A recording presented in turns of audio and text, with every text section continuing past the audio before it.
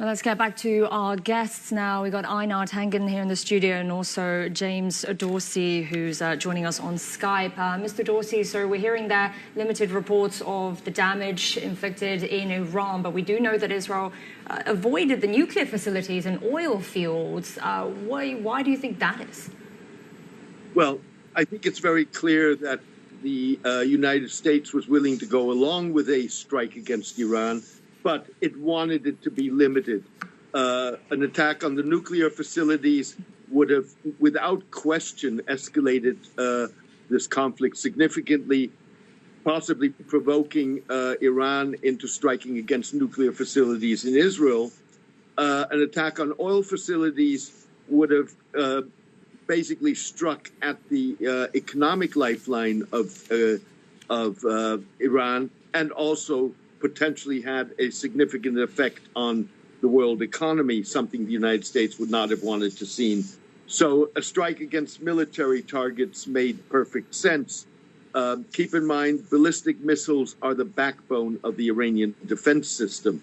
They don't have an air force of any repute, and they don't have a navy of any repute. And Israel and Iran do not share land borders. So ballistic missiles is really what the Iranians have, together with their non-state allies. Einar, thank you for staying with us throughout the course of this breaking news event. I've got to bring in here the timing of the Israeli attacks on Iran and Syria and the attacks' impact on international mediation efforts. Now, we've got two angles here. The first is the timing relative to those mediation efforts, but the second is the timing relative to the US elections over in America. Yeah, there are national geopolitical parts to this. On the U.S. side, this will be seen by some, and maybe Donald Trump, as an October surprise. People tend to vote for the incumbent government if they sense there's an emergency, a national emergency. And in terms of the peace process, very difficult to see this going forward anytime soon. However, this was what I would deem a de-escalation attack. They could have, as said, attacked nuclear, energy, sensitive things, even attacked areas of civilian populations. They didn't do that. Both sides are claiming that they have been successful, one defense, the other one an offense. There will have to be some sort of token response by Iran, just to satisfy the public that they won't take anything from Israel.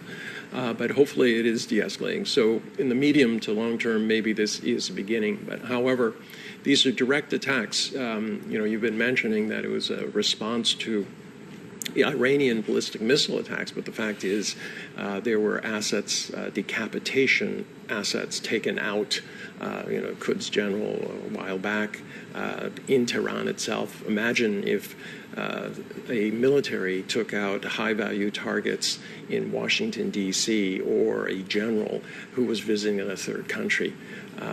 These are very serious things that Israel is doing. They warrant some sort of attack, but Iran is not in a position to wage war against the United States, even if it could against Israel. The unspoken truth is the fact that Israel has probably over 200 nuclear weapons, and that makes an added dimension to this. If they feel completely pressured, you don't know what's going to happen. Mr. Dorsey, Einar's describing this as a de-escalation attack. Is this how you would see it too? In principle, yes. I mean, again, it's now in the ball is in the Iranian court. The ball was until this morning in the Israeli court. The Israelis have seemingly, and again, we're still trying to put together a full picture, seemingly have been restrained in their response, certainly in comparison to what their capabilities are. The question now is whether Iran feels the need to respond, and if it does, how it responds.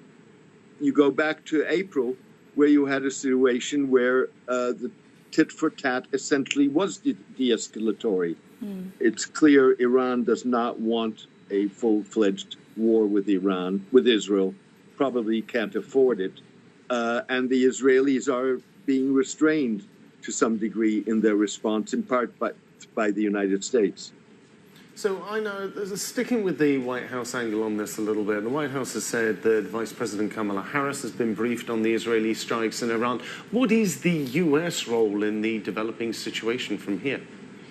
Well, Austin has come out quite strongly and said he's prepared to defend Israel, and that not only U.S. troops there, but also Israel's interests, right to defense, etc. This is clearly aimed at trying to discourage Iran from having an aggressive response to this. But I think, in general, they do not want a direct war with Iran. They're having enough problems with the proxy forces that are out there in the various countries. You were talking about Lebanon and Syria, but there's also Iraq. So when you start adding this all together, there is some desire to look for an off-ramp at this point. Things are spiraling out of control. Obviously, things like this are going to drive Iran closer to Russia and other non-aligned states that don't like the United States. And this is not good for the U.S. to have a hardened group of countries that are opposed to it. Mr. Dorsey, I want to ask you about the attacks also on Syria. Now, I'd say the attacks on Iran were a long time coming since Iran launched that barrage of attacks on Israel. But on Syria, too, now, were you expecting those attacks? It's not particularly surprising. First of all, the Israelis have been targeting Iranian and Hezbollah targets in Syria for years, including in the past year repeatedly. On top of that, they're probably exploiting a situation in which Syria, President Bashar al-Assad, has made fairly clear that he does not want to be drawn into the current Middle East conflicts. He's distanced himself to some degree from Hezbollah. Hezbollah's in some ways indicated its irritation with the Syrians. And he's basically, ultimately, he's trying to improve his relations with the Gulf states. And to some degree, to the degree that he can, perhaps, is willing to downgrade his relations with Iran in favor of the Gulf states. The problem is, of course, that he hasn't produced the kind of results for the Gulf that the Gulf would like to see. I'm going to direct one last question, if I can, to Einar here. Einar, with this latest escalation, what trajectory do you see for the situation in the Middle East right now? I mean, you've already mentioned there's an issue going on in Lebanon, we've got an issue going on in Gaza, we've got an issue going on now in Syria, between Israel and Iran. Let's not forget Yemen as well. So where does the entire Middle East go from here? Well, it's a complete mess. I mean, there was never any kind of end game involved in any of this. It was put forward as a right to defense, but quite frankly, every country and every person has a right to defend themselves.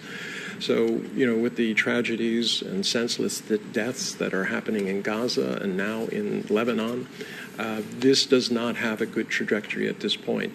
It'll be left to after the elections to decide which direction things are going to turn. But this is the uncertainty factor that is destroying trust and making it very difficult for the world to enjoy any kind of path towards peace. Well, I want to say thank you very much to our guests. They've very kindly given us a lot of their time today. Einar Tangin, who's Senior Fellow at the Tahei Institute and Chairman of Asian Narratives. And also, of course, we were joined by James N. Dorsey, who's an Adjunct Senior Fellow at Singapore's S. Rajaratnam School of International Studies. Gentlemen, thank you both very much. A flight